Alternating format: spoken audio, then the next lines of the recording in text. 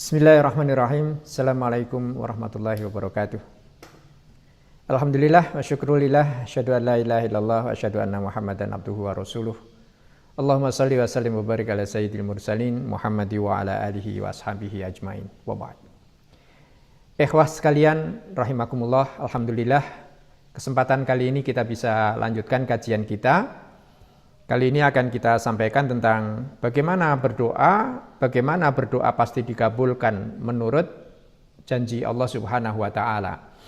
Karena ini berkaitan tentunya dengan bagaimana kita mendorong agar mindset kita, langkah-langkah kita ini bisa berjalan seperti apa yang kita kehendaki, dan doa ini adalah langkah terakhir ya sesudah kita berikhtiar. Secara fikri, secara amali, ini kita semua sudah lakukan.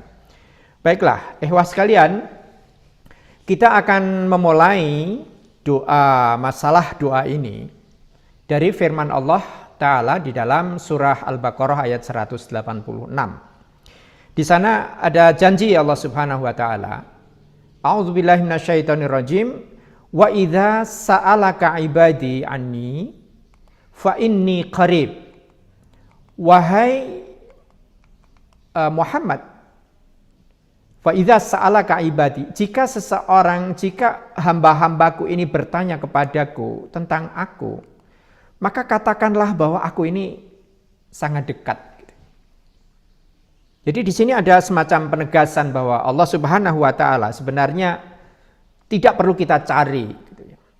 Jadi kalau kita ini mencari-cari Allah, berusaha ke sana kemari gitu ya, maka sesungguhnya dengan berdoa di rumah pun, manapun kita ini berdoa, Allah itu sangat dekat kepada kita. Dan ini jaminan dari Allah Subhanahu wa taala sendiri. Jadi tidak perlu kita mencari Allah, karena sesungguhnya Allah lah yang sudah mendekat kepada kita. Kepada siapa? Kepada para hambanya. Kemudian Allah menegaskan lagi, ujibu da'watad da'i idza da'ani. Aku pasti kabulkan jika ada seseorang hamba yang berdoa kepadaku. Pasti, katakan. Allah jaminannya adalah pasti. Pasti aku ijabah dia apabila dia berdoa kepadaku, apabila dia meminta kepadaku.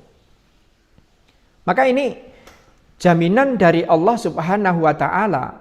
Akan tetapi tentunya nalar sajalah, logis saja jika kemudian Allah meminta sesuatu. Falyastajibuli.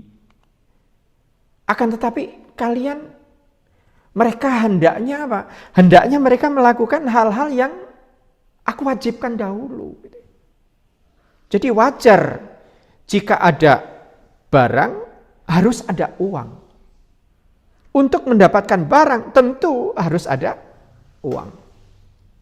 Allah Subhanahu wa taala mengatakan apa? Ini transaksional. Aku akan kabulkan doa. Kapan? Apabila mereka mau melakukan dua hal. Yang pertama adalah falyastajibuli, mereka mau melakukan kewajibannya kepadaku, tentunya termasuk di dalamnya adalah menghindari yang haram, menjauhkan yang makruh, gitu kan.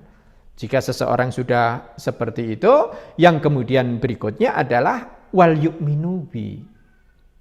Hendaknya mereka itu beriman penuh kepadaku. Jadi bukan kepada yang lain-lain. Misalnya ada seseorang mendapatkan rezeki. Akan tetapi rezeki ini katakanlah dari A, dari B, dari Z, gitu kan. Tetapi keyakinan kita ini yang harus kita bangun adalah kalau saja tidak ada Allah, tidak ada yang mengusikkan hati A, B, dan Z, maka rezeki itu tidak akan datang kepadaku. Jadi finally, akhir dari semua akhir itu harus selalu kepada Allah Subhanahu wa taala. Inilah yang disebut dengan keimanan, inilah yang disebut dengan keyakinan, kepercayaan kita kepada Allah. Jadi di dalam surat Al-Ikhlas ada Qul huwallahu ahad, Allahus samad. Jadi Allah tempat bergantung kita. Jadi apapun yang ada di alam ini hanya merupakan rangkaian sebab saja, alat saja, sarana saja. Adapun pemutus akhir adalah Allah Subhanahu wa taala. Jadi sekalian, di sini ketika dua itu sudah dipenuhi, kewajiban kita sudah kita lakukan sepenuh hati kita. Kemudian iman kita, keyakinan kita juga sudah ada tertanam di dalam hati kita. Maka Allah Subhanahu wa taala siap untuk apa? Untuk mengabulkan doa-doa kita itu. Jika sudah demikian, maka kemudian Allah menegaskan la'allahum yarsyudun. Mudah-mudahan dengan demikian mereka akan berlaku benar. Mereka akan selalu berada dalam koridor yang benar, pada jalan yang benar, jalan yang terarah di sana, gitu kan. Jadi kalau ada seorang pembina pramuka kemudian membimbing adik-adik binaannya wide game misalnya ke hutan, dibimbing, tangan itu digandeng, adik-adik siaga, adik-adik penggalang misalnya seperti itu. Ada rasa tentram di sana. Ada rasa aman. Jadi orang tua juga akan melepaskan karena ada kepercayaan penuh kepada para pembina yang sudah reputasinya sudah baik ini gitu. Jaminannya apa? Jaminannya akan lurus di situ. Nah, sekalian, bagaimana jika Allah Subhanahu wa taala sesudah kita ini berdoa, sesudah kita melakukan kewajiban, kita beriman penuh kepada Allah, kemudian kita sudah memohon kepada Allah, maka hidup kita, pikiran kita, amal kita ini seolah-olah akan diluruskan oleh Allah Ta'ala ke dalam right path, ke dalam jalan yang benar, yang lempeng itu. Maka jaminannya apa? Orang yang sudah seperti ini pasti jaminannya hidupnya akan benar. Tidak ada kesalahan di sana. Tidak ada keliru, tidak ada pilihan yang salah di situ. Maka kemudian seolah ayat ini juga menegaskan kepada kita bahwa Allah tidak punya masalah dengan para hamba. Yang bermasalah siapa? Yang bermasalah adalah si hamba itu sendiri gitu. Menginginkan sampai kepada satu tempat. Akan tetapi orang ini tidak mau membeli tiket, gitu kan? Mau ke tanah suci, akan tetapi tidak mau membeli tiket, tidak mau membayar paket umrahnya, misalnya seperti itu. Maka tidak akan bisa sampai ke sana. Nah, inilah yang disebut dengan iman, inilah yang disebut dengan kewajiban.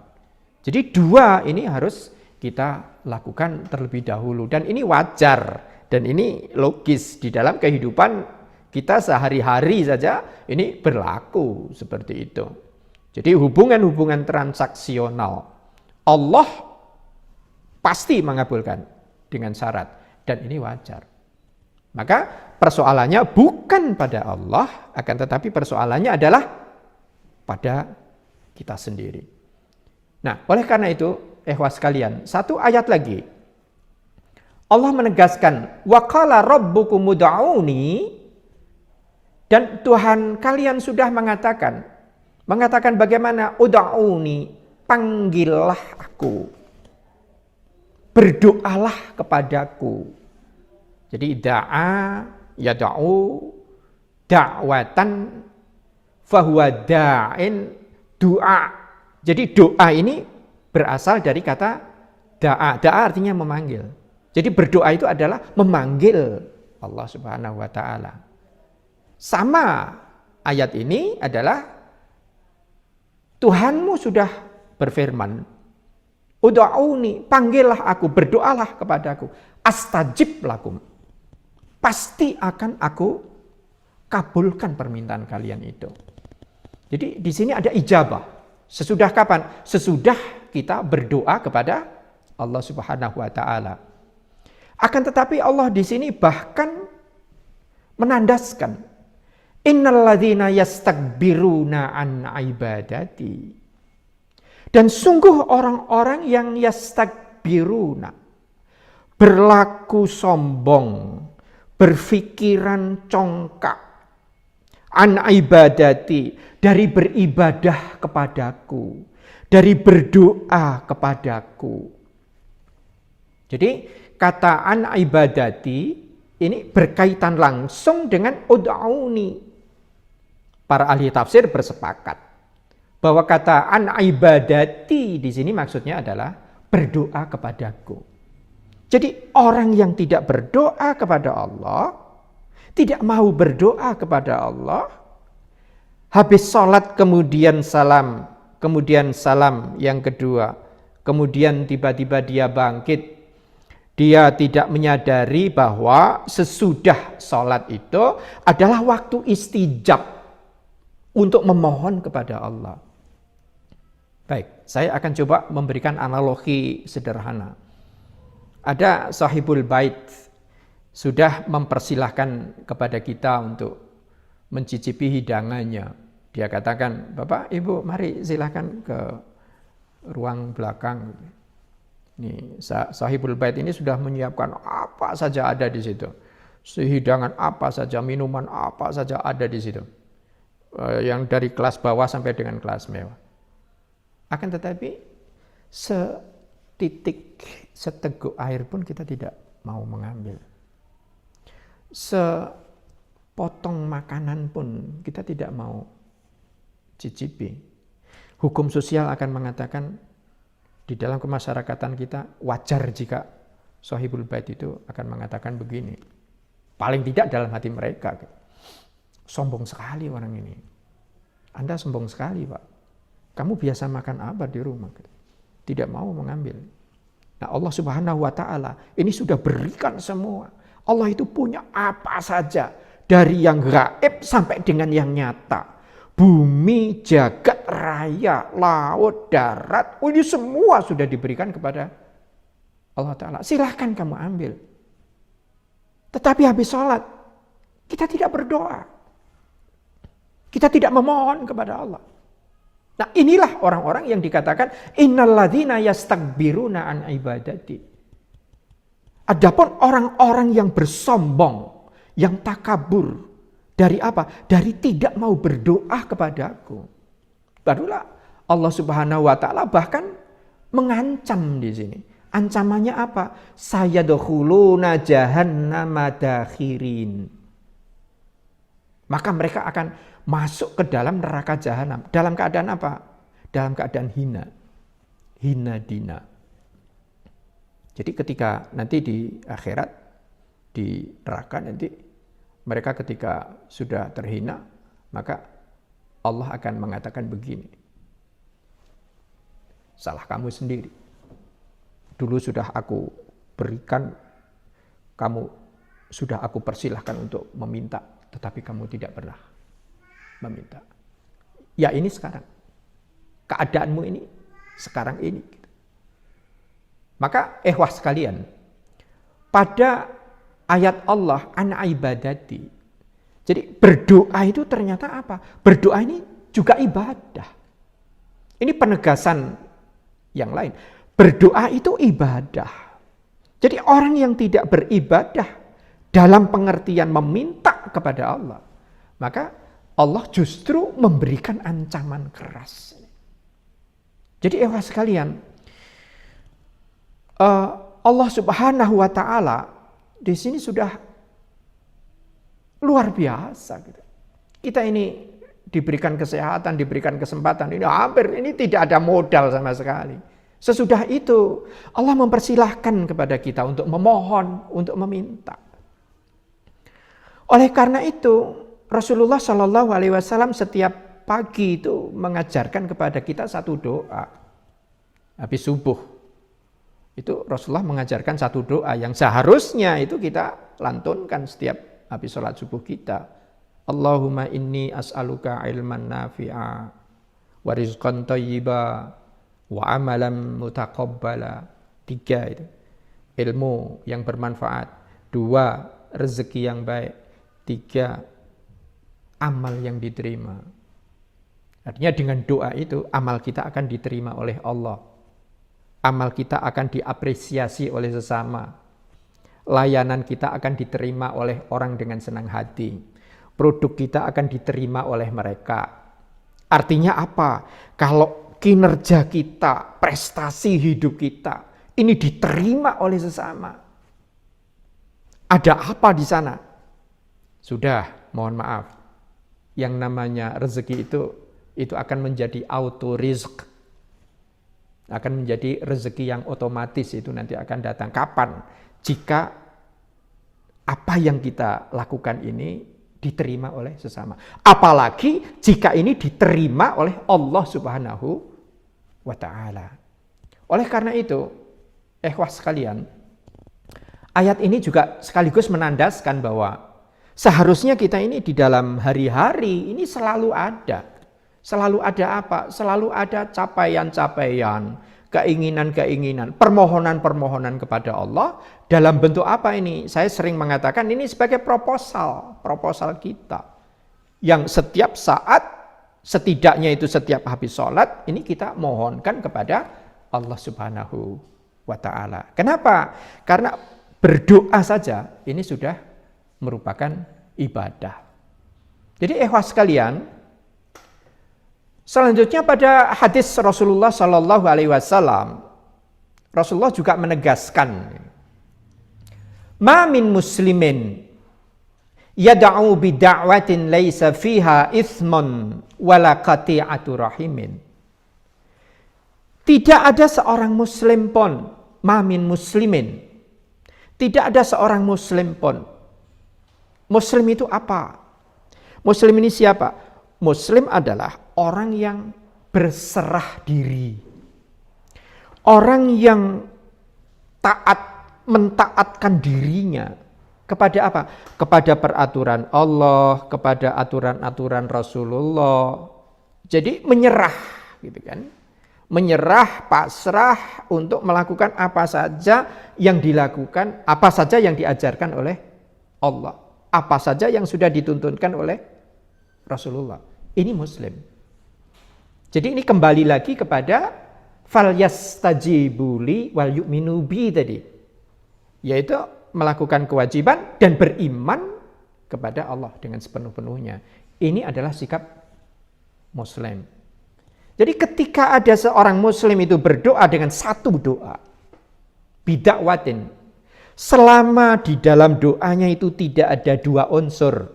1, unsur dosa. 2, unsur memutuskan silaturahim. Jadi kalau di dalam doa itu ada unsur dosanya, maka ini tidak masuk di dalam jaminan Rasulullah Sallallahu Alaihi Wasallam ini.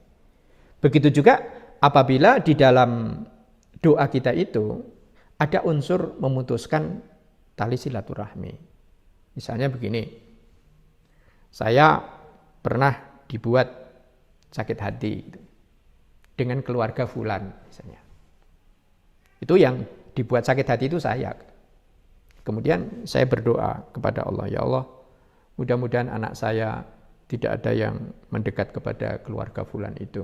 Mudah-mudahan anak-anak saya tidak ada yang berhubungan dengan orang itu. Ini artinya apa? Ini artinya memutuskan tali persaudaraan antara anak-anak saya dengan keluarga itu. Jadi kalau saya berdoa seperti itu, jaminannya apa? Ini tidak masuk di dalam jaminan Rasulullah Shallallahu Alaihi Wasallam illa a'tahullahu biha. Pasti Allah akan mengkabulkan, pasti akan memberikan itu dengan salah satu daripada 3. Ihda salatin, salah satu dari 3. Jadi nanti ada 3 cara bagaimana Allah Subhanahu wa taala itu mengabulkan. Akan tetapi ketika doa kita itu, di dalam doa kita itu ada unsur dosanya. ada unsur haramnya. Ya Allah, lancarkanlah usaha saya ini. Tetapi usaha ini usaha apa? Usaha yang masuk di dalam kategori haram. Barangnya haram, tata caranya haram. Gitu kan? Di dalam cara yang baik, mungkin barangnya baik. Gitu kan? Akan tetapi caranya tidak benar. Ada tipunya, ada khida'nya, ada tadlisnya di situ. Ada penggelapannya di situ, ada tidak transparan di situ. Maka ini tentunya nanti akan kita ulas di dalam kajian tersendiri tentang bagaimana bertransaksi gitu ya di dalam usaha-usaha kita. Supaya apa? Supaya barang kita baik, cara kita baik, cara berlaku kita baik, sehingga akan memudahkan doa-doa kita ini dikabulkan oleh Allah Subhanahu wa taala. Jadi kalau ada barangnya dosa, caranya dosa, ini tentu ini tidak masuk di dalam jaminan Rasulullah Shallallahu Alaihi Wasallam ini. Jadi jaminannya apa? Sekali lagi, tidak ada seorang Muslim pun yang berdoa dengan doa yang di situ tidak ada unsur dosa dan tidak ada unsur memutuskan tali silaturahmi, pasti akan diijabah oleh Allah dengan 3 cara. Salah satu dari 3 cara. Yang pertama adalah imma an tu'ajjala lahu da'watuhu. Tu'ajjal, ini artinya disegerakan. Jadi doa ini akan disegerakan oleh Allah Subhanahu wa taala. Misalnya kita ada keluarga sedang sakit di rumah sakit. Dokter sudah menvonis bahwa ini beratlah untuk sembuh.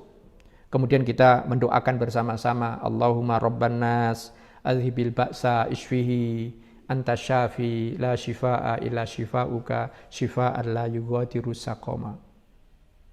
Tidak berapa lama Allah menyembuhkan orang ini. Bisa terjadi? Bisa. Antu ajjalalahu da'watuhu. Jadi doa yang langsung dikabulkan oleh Allah Subhanahu wa taala. Beban doa, beban hutang misalnya. Hutang banyak. Sehingga kemudian berdoa. Doanya bagaimana? Allahumma kfina bihalalika an haramik wa aghnina bifadlika amman siwak. Terus dibaca 3 kali, 7 kali. Subhanallah. Tiba-tiba ada orang datang, kemudian menawarkan sesuatu kebaikan. Kemudian hutang itu selesai dengan kedatangan orang itu. Bisa terjadi? Bisa. Antu ajjalalahu da'watuhu. Jadi doa yang langsung dikabulkan oleh Allah. Doa yang dipercepat, doa yang disegerakan oleh Allah Subhanahu wa taala. Anak misalnya, Bapak, Ibu mohon doa supaya nanti di tempat yang baru nanti kami mendapatkan mudah untuk mencari kontrakan rumah untuk sementara. Kemudian kita berdoa, orang tua ini berdoa, Allahumma anzilna munzalan mubaraka wa anta khairul munzilin. Ya Allah, tempatkanlah kami, anak-anak kami ini di tempat yang ada engkau berkahi. Mudahkanlah untuk mendapatkan tempat yang baik, yang ada rahmatnya, yang ada berkahnya. Begitu anak kita sampai di tempat yang dituju, kemudian langsung memberikan balasan, langsung memberikan jawaban.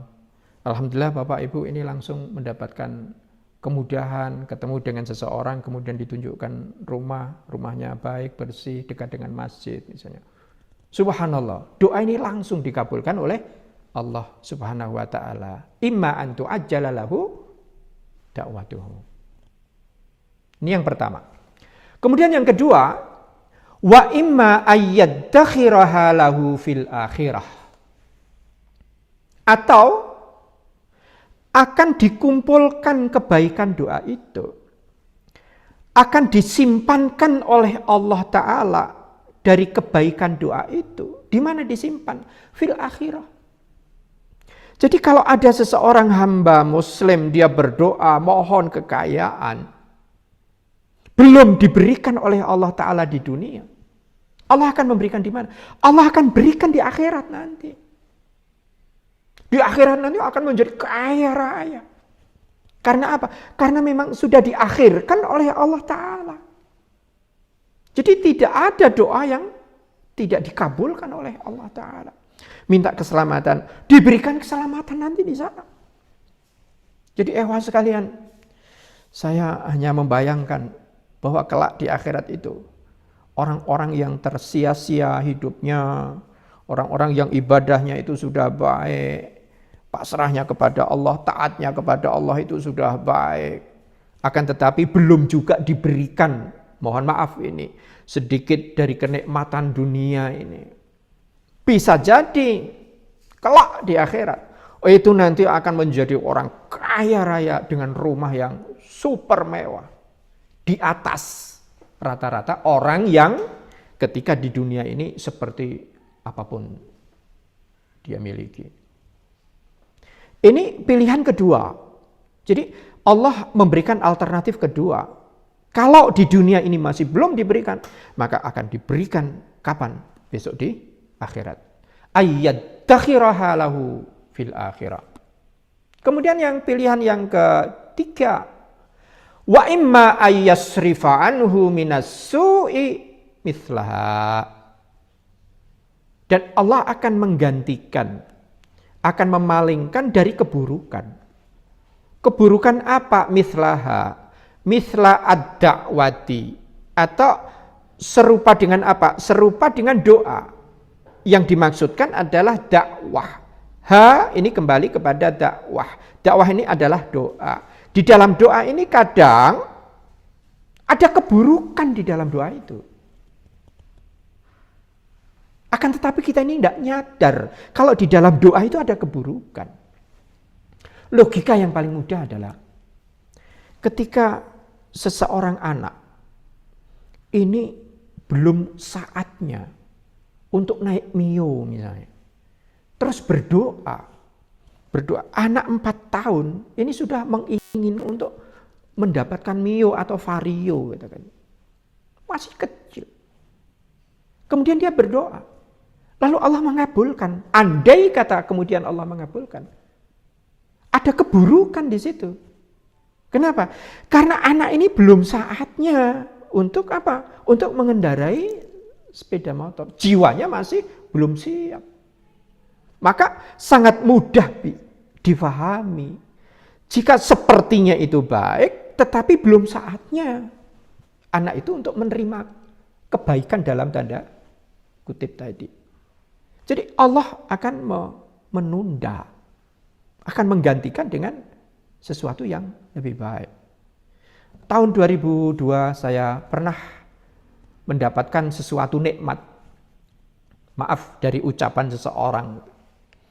Seseorang ini saya anggap baik, beliau ini saya hormati, beliau sudah haji 3 kali. Kemudian satu ketika saya bertanya kepada beliau ini, Pak, Bapak kok sampai 3 kali bisa berhaji ke Tanah Suci?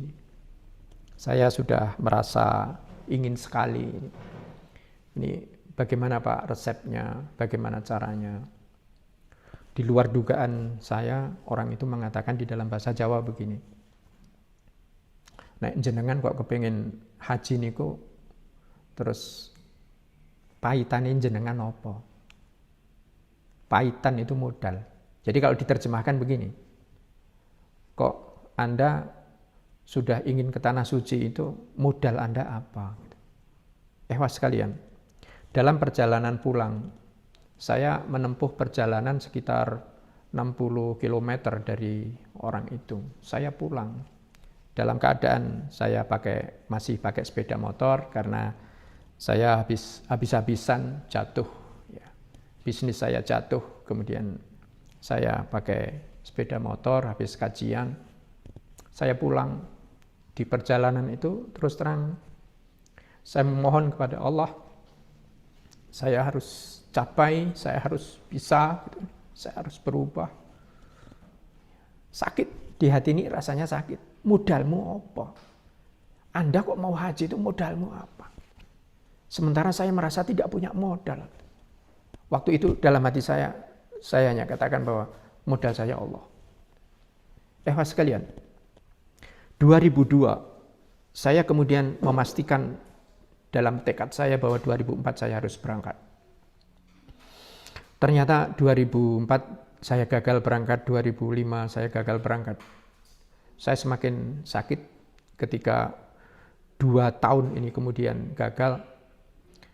Tapi terus saya mohon terus kepada Allah Subhanahu wa taala, Allahumma qtur liyal hajja wal umrata mausima hadza. Ya Allah, takdirkanlah aku untuk berhaji, untuk berumrah pada tahun ini. Wa yassirna alainal masir, dan mudahkanlah bagi kami perjalanannya. Itu terus saya mohonkan. Ternyata ikhwas sekalian, Allah Subhanahu wa taala memberikan kesempatan kepada saya untuk bisa ke Tanah Suci pada tahun 2006. Bersamaan ketika istri saya mendapatkan beasiswa ke Mesir untuk menyelesaikan studinya S3. Subhanallah. Jadi kalaupun saya bisa 2004, saya tidak bisa bersama dengan istri. Kalaupun 2006 itu memang takdir Allah istri saya berangkat, maka istri tidak akan bisa bersama dengan saya. Tahun itu juga adalah tahun-tahun yang sakit bagi saya, sebab usaha hancur, kemudian dalam keadaan seperti itu. Jadi ikhwah sekalian, alhamdulillah pada tahun 2006 itu, saya mendapatkan karunia karena ada 37 jamaah yang akan berangkat haji, kemudian saya diminta untuk membantu, mendampingi gitu. Dari situ saya mendapatkan keringanan 14 juta rupiah. Jadi hanya dengan 12 juta rupiah saya bisa berangkat berdua dengan istri, karena istri mendapatkan beasiswa dan tentunya gratis. Alhamdulillah kami bertemu di Tanah Suci karena istri berangkat dari Mesir, saya sendiri dari Indonesia. Subhanallah, itu sesuatu yang saya tidak bisa bayangkan, nikmat sekali. Itulah bagaimana Allah mengakhirkan sesuatu. Bagaimana Allah memberikan sesuatu itu dengan tunda. Imma ayyasrifa anhu minassu'i mithlaha. Jadi pilihan yang ketiga adalah Allah akan mengganti dengan yang lebih baik. Maka doa apapun itu pasti terkabul oleh Allah. Pasti dikabulkan oleh Allah Ta'ala. Sampai ketika Rasulullah Shallallahu Alaihi Wasallam menerangkan hadis ini, para sahabat kemudian muncul optimisme. Sebab di dalam bahasa kita ini nothing tulus. Sebab tidak ada doa yang tidak dikabulkan oleh Allah Ta'ala. Sampai para sahabat mengatakan, idzan nukthir. Kalau begitu, kita akan memperbanyak doa, wahai Rasul. Kalau doa itu tidak ada yang miss, akan selalu ada di antara 3 itu. Kalau tidak dicepatkan, akan diakhirkan di akhirat. Atau yang ketiga, akan diganti dengan yang lebih baik. Kalau begitu tidak ada doa yang miss. Kalau begitu kita akan meminta banyak-banyak, wahai Rasul. Gitu kan. Sebanyak apapun yang kita mau. Rasulullah kemudian menjawab, qala Allahu aktsar, kata Nabi. Sebanyak apapun yang kalian itu minta, Allah itu punya lebih banyak lagi. Nah inilah ikhwas sekalian. Jadi bagaimana Allah Subhanahu wa taala dan Rasulullah sudah memberikan jaminan. Lalu di mana ruginya? Di mana ruginya kita berdoa itu? Sesudah sholat, anytime, kapanpun kita memohon kepada Allah. Bahkan dengan doa yang bahasa Jawa, bahasa Indonesia, bahasa manapun boleh. Kita memohon kepada Allah. Pertanyaannya adalah, apa ruginya? Maka hanya ada satu di situ, untung besar. Berdoa itu, dalam hati saya, berdoa itu adalah keuntungan besar. Maka akan rugi sekali jika Allah Subhanahu wa taala sudah menyelenggarakan sedemikian rupa, akan tetapi kita tidak memohon kepada Allah. Na'udzubillah, jika kemudian bahkan kita akan dicap oleh Allah taala sebagai hamba-hamba yang sombong, hamba-hamba yang takabur. Mudah-mudahan tentu tidak, kita tidak mengharapkan yang demikian. Nah, ikhwah sekalian, Allah Subhanahu wa taala juga mengingatkan di dalam surat Al-Baqarah, wa asa an takrahu syai'an wa huwa khairul lakum. Bisa jadi kalian itu tidak menyukai dengan sesuatu, membenci suatu keadaan, suasana, wa huwa khairul lakum, akan tetapi justru itu yang baik untuk kamu. Kita diuji COVID-19 sekarang ini. Kalau kita bisa mengambil sisi positifnya, kita pasti akan mendapatkan kebaikan di situ. Sebab orang yang terdesak ini antara dua kemungkinan. Kemungkinannya semakin jatuh dia, semakin down dia, atau justru dia akan bangkit gitu. Karena saya merasa dilecehkan dengan pernyataan Bapak tadi. Lah pahitanin jenengan nopo? Modal Anda apa? Gitu. Dengan agak sedikit mencibir gitu kan. Karena mungkin karena beliau melihat saya masih pakai sepeda motor, ngaji ke sana kemari masih pakai sepeda motor. Orang itu mengatakan, "Lah pahitanin jenengan nopo?" Gitu. Ini sakit gitu.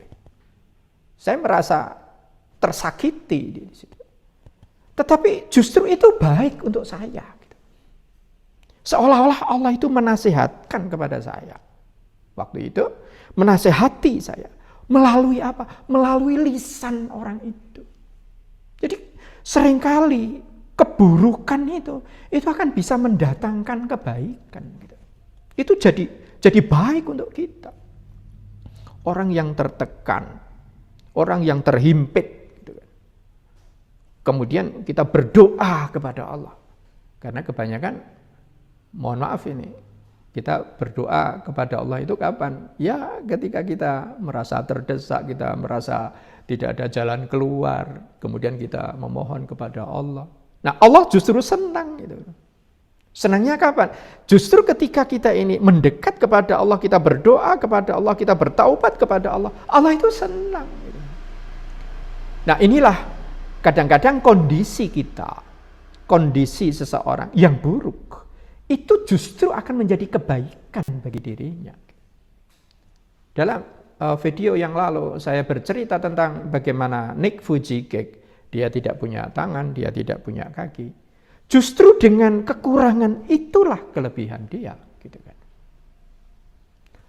Atau sebaliknya, bisa jadi dengan kebaikan, wa asa an tuhibbu syai'an wa huwa syarrul lakum.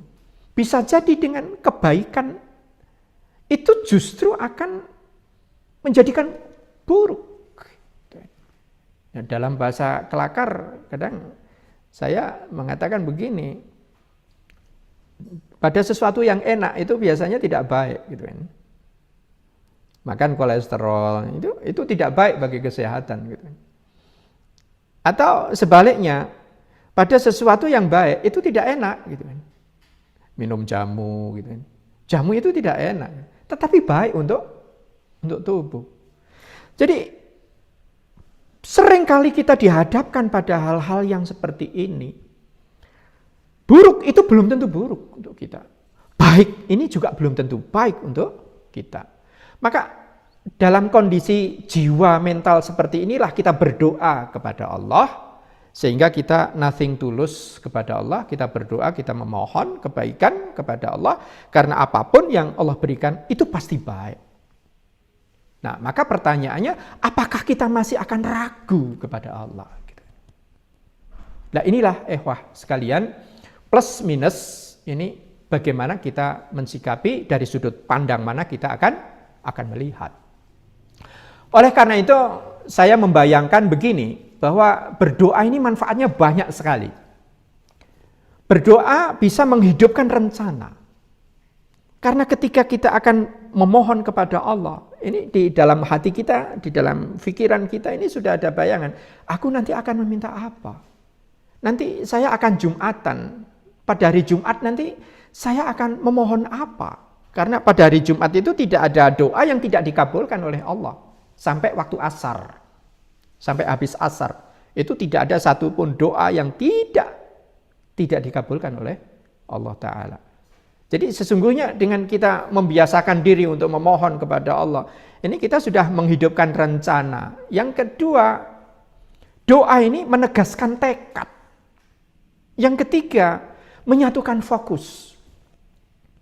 Mohon maaf, saya kembali lagi kepada bagaimana tahun 2002. 2002 itu saya merasa sakit, kemudian saya mencari kalender yang ada gambar Ka'bah di situ. Kemudian gambar Ka'bah ini saya gunting, kemudian saya tempelkan di dinding, di ruang belajar, di ruang makan, bahkan di ruang bahkan di kamar mandi itu saya ada gambar Ka'bah di situ gitu. Jadi doa-doa ini dikuatkan dengan gambar. Ini akan apa ini? Akan menyatukan fokus gitu. Pada saat itu saya masih belum berpikir rumah gitu. Sebab saya berkeyakinan bahwa sudahlah nanti ke tanah suci dulu. Insyaallah nanti selanjutnya nanti rumah itu insyaallah akan ada gitu. Alhamdulillah ya sekalian, sampai hari ini saya ke tanah suci sudah 16 kali. Allah memberikan kesempatan itu luar biasa. Ini kenikmatan yang luar biasa. Jadi doa itu juga akan menyatukan fokus. Sehingga ketika kita berfokus, maka hal-hal yang selain itu ke tepi dulu, rumah nanti dulu gitu. Kendaraan nanti dulu gitu. Sudah, yang penting fokus dulu ke tanah suci. Allahumma qtur lanal hajja mausima hadza wa sahil alainal masir. Ya Allah, pergikanlah kami, takdirkanlah kami untuk bisa berhaji pada tahun ini, musim ini, wasahil alainal masir, dan mudahkanlah ya Allah dalam perjalanan saya ke arah itu. Maka yang lain-lain selain haji ini menepi dahulu gitu. Ini jadi doa itu akan menyatukan fokus kita, menguatkan jiwa. Karena setiap saat kita akan baca doa itu. Mohon maaf, bahkan doa Allahumma qtur lanal hajja mausima hadza wa sahil alainal masir ini saya tulis besar, kemudian saya tempel di cermin gitu. Sehingga setiap kali saya bercermin kemudian saya membaca doa itu, maka jiwa saya jadi up lagi, jadi naik lagi. Nah, masalah sehari-hari kadang-kadang membuat kita down, kita ditolak, kita jualan kemudian kita ditolak. Ini kadang-kadang down gitu. Maka pada saat kita berdoa, maka jiwa ini akan kuat lagi, kemudian melegakan hati. Jadi ketika ya Allah, perasaan saya ini yang wajib-wajib saya sudah lakukan, kemudian iman saya sudah penuh, saya juga sudah berdoa gitu. Artinya apa? Artinya saya sudah selesai, sudah pasrahkan saja, melegakan hati, dan ini hati menjadi lega gitu. Nah ketika itu saya merasa bahwa optimisme saya ini akan muncul, menyala gitu ya.